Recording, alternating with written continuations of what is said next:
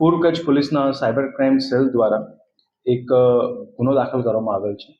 જેમાં ભારતીય ન્યાય સંહિતાની કલમ 316(2), 318(4), આઈટી એક્ટની વિવિધ કલમો હેઠળ જે ગુનો દાખલ કરવામાં આવેલ છે,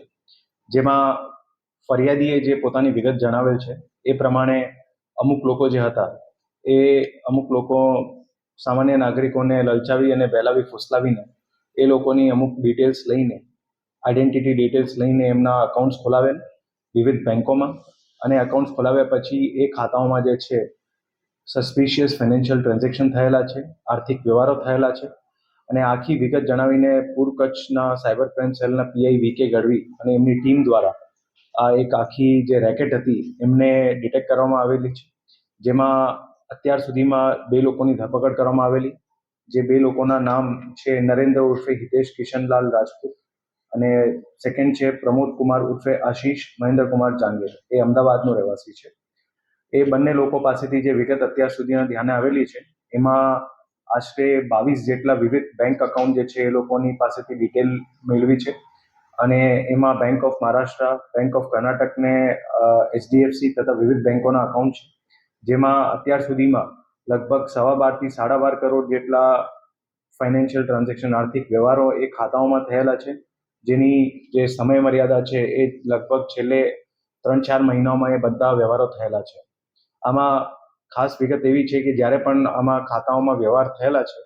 તાત્કાલિક જે છે કોઈ પણ પૈસા જ્યારે એમને જમા થતા હોય તો તાત્કાલિક ઉપડી પણ જતા હતા,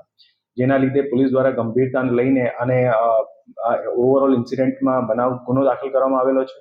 2 લોકોની પણ ધરપકડ પણ કરવામાં આવેલી છે, અને આવતીકાલે નામદાર કોર્ટમાં એમની રિમાન્ડ પણ મેળવવાની તજવીજ કરવામાં આવશે. આ આખા જે બનાવ બનેલો છે જેમાં બહુ મોટા આર્થિક વ્યવહારો થયેલા છે,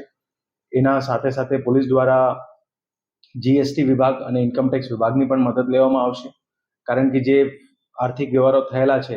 એ વ્યવહારોનું પર્પઝ અને એની સાથે સાથે એ અલ્ટિમેટ એમનું એન્ડ ક્યાં સુધી થતું હતું અને કેટલા ટાઈમથી ચાલતું હતું એ બધી વિગતો મેળવવા માટે જીએસટી અને ઇન્કમટેક્સ વિભાગની મદદ જે છે પોલીસ દ્વારા લેવામાં આવશે. આ આખા રેકેટમાં બીજા પણ જે લોકો સંડોવાયેલા છે, જેમાં 2 લોકોના બીજાના પણ જે છે નામ ખુલ્યા છે, જેમાં 2 લોકોના નામ છે, એક છે મહિલા જે હસ્મિતાબેન મનોજભાઈ ઠક્કર અને સેકન્ડ છે રાજ દીપકભાઈ ધનવાની. એ બંને લોકો અત્યારે વોન્ટેડ છે.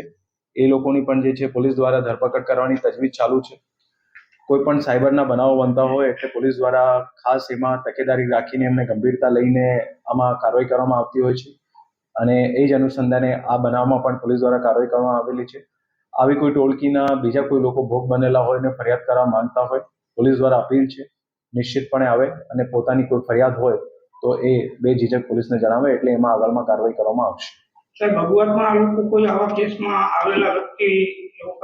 અત્યારે જે 2 લોકોની ધરપકડ કરવામાં આવેલી છે એમની ફર્ધરમાં રિમાન્ડની તજવીજ કરવામાં આવશે, અને બીજા પણ જે એમાં લોકો સંડોવાયેલા છે એની પણ પોલીસ દ્વારા અત્યારે તપાસ ચાલુ છે. એ લોકોનો ગુનાહિત ઇતિહાસ, જૂની કોઈ એવી હિસ્ટ્રી હોય, બધી તપાસો પોલીસ દ્વારા અલગ અલગ એંગલમાં અત્યારે ચાલુ છે.